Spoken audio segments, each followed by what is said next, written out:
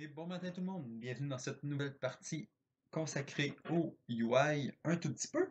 Aujourd'hui, ce que je pensais faire, c'était tout simplement faire en sorte que mes spells ici, si je les drag and drop, je peux décider de changer leur place dans la spell bar dans le fond. Parce que c'est pour ça que je m'étais fait 2 slots de plus, pour pouvoir tout simplement réorganiser mes spells comme je veux dans la barre. Donc, pour ce faire, je vais tout simplement aller dans mon bouton, spell button ici. Et je vais me faire un événement de drag and drop pour pouvoir le déplacer. Ça, dans le fond, c'est un truc qui est déjà pris un peu en charge par Unreal. Donc, on va utiliser les outils à notre disposition pour pouvoir faire le travail.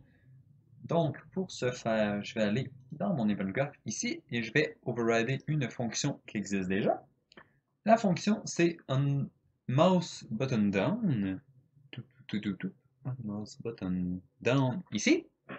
Dans le fond, cette fonction-là va juste tout simplement nous permettre de débuter le drag and drop. Dans le fond, dire à Unreal qu'on commence à faire un drag and drop. Donc, je vais tout simplement faire un detect drag if pressed, ici comme ça. Puis le press, ça va être le left mouse button, comme ça. Parce qu'on veut faire un drag avec le clic gauche. Le mouse event va être le pointer event. Et on peut return le résultat de ça. Aussi simple que ça, c'est tout. On veut juste commencer à détecter s'il y a un drag and drop. Ensuite, ce qu'il nous faut aussi, c'est une deuxième fonction, on va write ici, c'est drag and drop, on drag detected, comme ça, quand il y a un drag qui commence. Parfait. Donc, qu'est-ce qu'on veut faire quand on commence un drag? C'est simple, je vais tout simplement me créer drag and drop operation. Ça, dans le fond, c'est l'opération qui dit à Unreal qu'on fait un drag and drop et il faut lui retourner. Pour que ça fonctionne, il faut créer un drag and drop operation puis lui retourner. C'est comme ça que ça marche. On se pose pas de questions, on le fait, c'est tout. Ici, le pivot, dans le fond, c'est l'endroit le, sur le widget que, dans le fond, le pivot va être au moment de notre drag and drop. On peut décider de le laisser à la position de la souris, le mettre dans un coin et tout, mais au centre, je trouve que ça fonctionne bien. Le offset, on n'en aura pas vraiment besoin, dans le fond, ça affecte le pivot, encore une fois. Ensuite, le tag, on peut lui mettre un tag. Le payload, c'est l'information qu'on veut transmettre à partir dans cette opération-là. Dans le fond, c'est de l'information qu'on veut transmettre directement. Un visuel, dans le fond, l'image qu'on veut mettre sur notre bouton quand on va drag and dropper. Donc, on va aller se créer un petit widget pour ça rapidement qui va juste contenir une image. Et finalement, la classe, on peut la customer pour pouvoir passer plus d'informations. De l'information que je vais avoir besoin. Donc, on va aller se la créer. Pour ce faire, je vais aller ici dans mon dossier de spell, on va y aller comme ça, et on va se créer une blueprint class. On va checker pour drag drop operation, tout simplement comme parent, parce que c'est ça la classe par défaut du drag and drop operation, comme ça ici, que je vais appeler BP spell drag, quelque chose comme ça, parce que ça drague un spell, on va aller comme ça, BP spell drag. Dans le fond, c'est une classe blueprint, c'est simple, on a les mêmes valeurs par défaut qu'on a à droite ici, mais l'avantage c'est qu'on peut en rajouter. Donc c'est pour ça que je m'en crée une nouvelle, tout simplement parce qu'il va y avoir besoin des paramètres de plus, des variables de plus qu'on va pouvoir transmettre avec le drag and drop operation. Donc je vais avoir besoin de 2 nouvelles variables. La première variable, ça va être le widget de spell, dans le fond le spell qu'on vient de drag and dropper, comme ça ici. Et la deuxième variable va être le slot du spell. Donc je vais l'appeler spell origin, comme ça ici. Spell slot. Spell slot origin. Non, quelque chose comme ça. Donc, le spell qui est en train de se faire draguer, puis l'origine du spell. Pourquoi l'origine? Parce que dans le fond, si jamais vous voulez drag and dropper un spell, puis vous le mettez sur un autre spell, vous pouvez soit tout simplement enlever ce spell-là, mais moi ce que j'ai pensé que c'était un petit peu plus smooth de faire, c'est juste les faire swapper entre eux autres. Donc, le spell de destination va tout simplement prendre la place de l'ancien, puis le nouveau spell va prendre sa place, et ainsi de suite. Donc, le spell ici, ça va être un widget underscore spell button, parce qu'on veut le bouton. Et l'origine, ça va être un slot. Donc, w underscore slot. Spell slot. Ok, comme ça. Parfait. C'était les deux seules variables qu'on avait besoin. Par contre, pour pouvoir les voir, parce que ici, même si je change la classe, maintenant pour avoir notre nouvelle classe, spellDrag, même si je compile, j'ai pas accès à ces variables-là. Donc, on va les mettre visibles, pourquoi pas. Si je les mets visibles, je les ai toujours pas. OK. Donc, ce que Unreal nous dit pas, c'est il faut cocher la petite case ici, Expose on Spawn.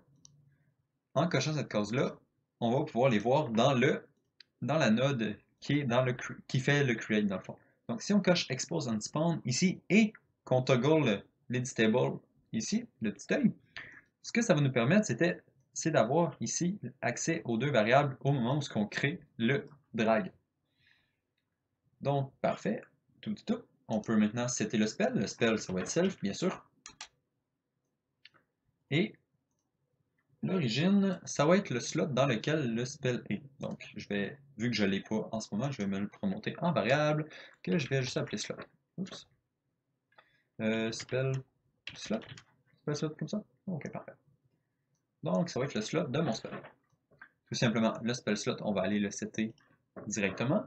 Donc, au moment où on spawn nos spells ici et qu'on l'associe à un spell slot ici, on va tout simplement le mettre dans une variable set spell slot et on va lui passer le spell slot et voilà,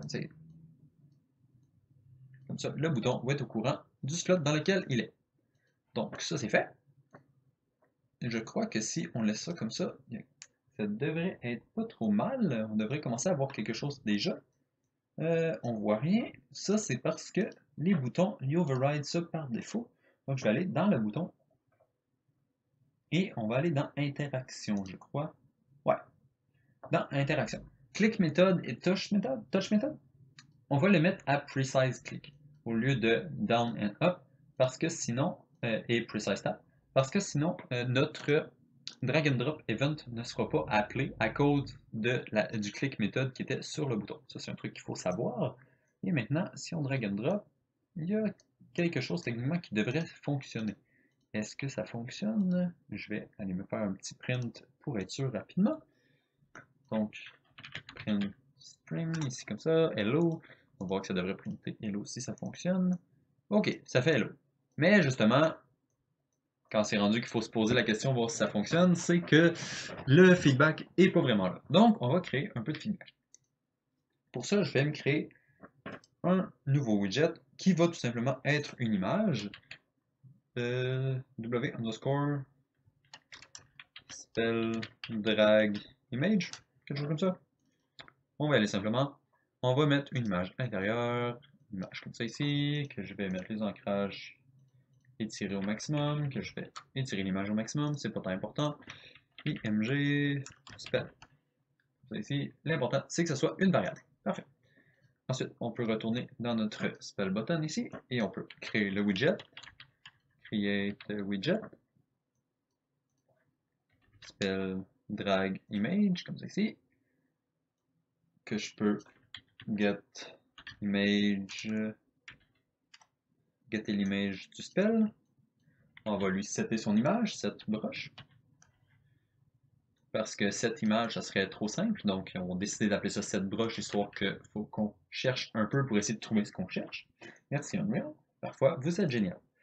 Ensuite, on peut splitter la broche. La grosseur, on va garder la même grosseur parce que je vais utiliser une des images qu'on a déjà dans notre spell. Justement, je vais prendre mon spell, comme ça ici, que je vais splitter. Et l'image, laquelle comprend, on va dire, tiens, l'active. On va prendre l'image active, on va la passer. Parfait. Donc, l'image, c'est l'image active. Tiling, on garde pareil. Image, on garde pareil. Pas de broche, pas de marge, pas de teinte. On laisse ça comme ça. Parfait.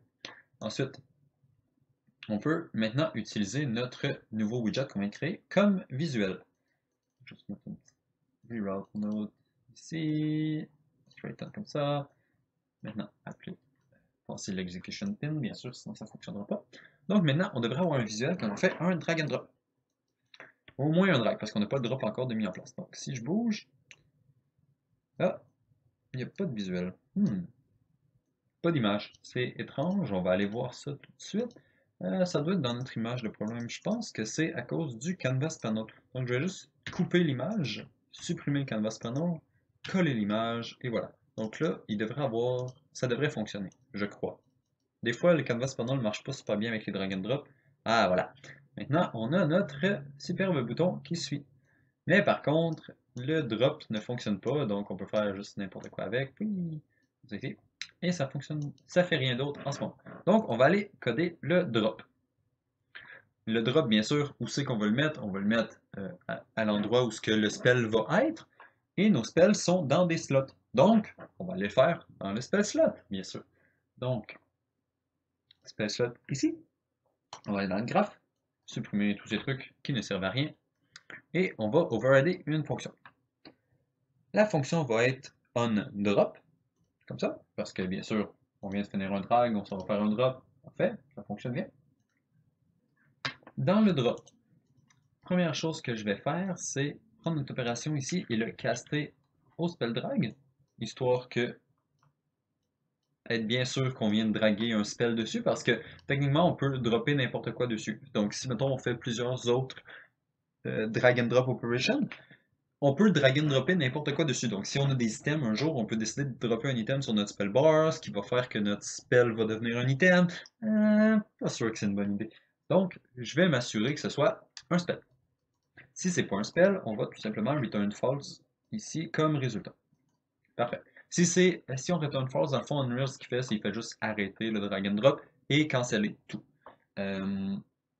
C'est pas toujours idéal, mais dans bien des cas, c'est cool ce que ça fait quand même.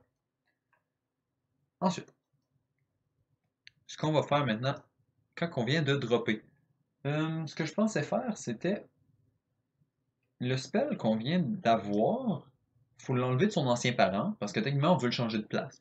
Donc, je vais getter le spell, get widget spell, puis je vais l'enlever de son parent. Remove from parent. Parfait. Donc, l'ancien spell est maintenant enfant orphelin et n'a plus de parent. Cool! On a un spell qui flotte dans le vide. C'est génial.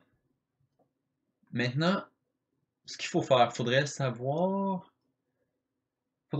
s'il y avait déjà un autre bouton dans ce slot-là. Parce que s'il y avait déjà un autre bouton, on veut que le comportement soit différent que s'il n'y avait pas de bouton.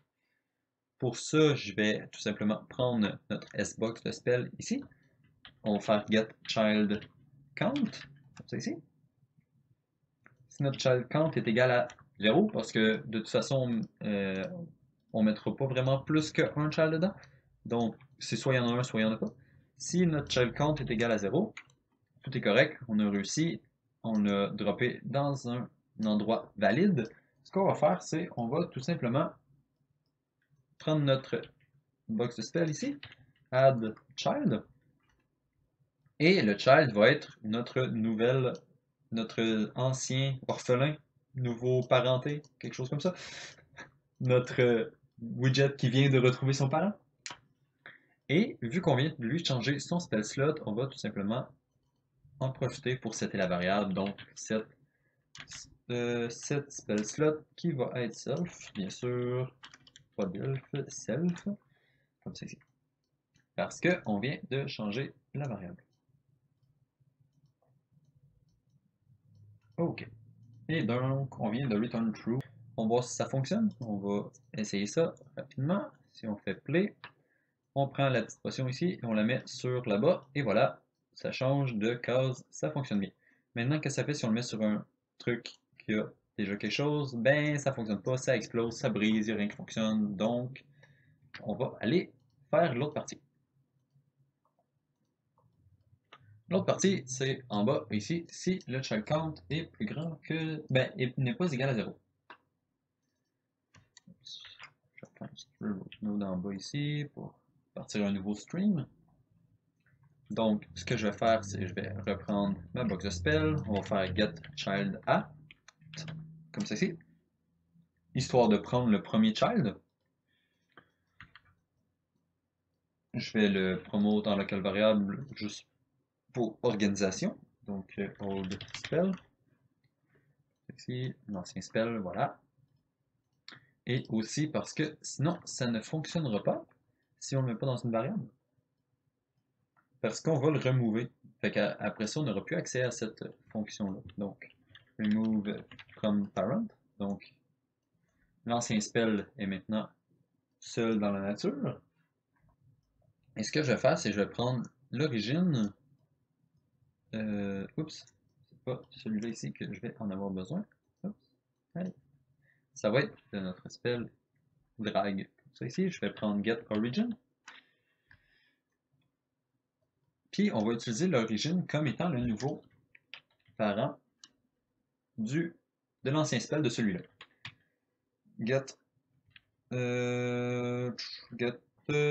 sbox spell. Ici. On va add child. Et le child va être l'ancien spell de celle-là. Old spell, comme c'est ici, dans le child.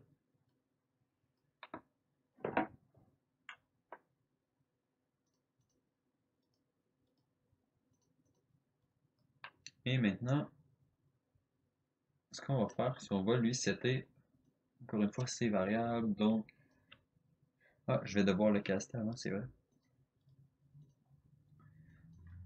Donc, maintenant qu'on a mis notre old spell dans un nouveau parent, je vais le reprendre ici, je vais le caster to widget spell button ici, comme ça.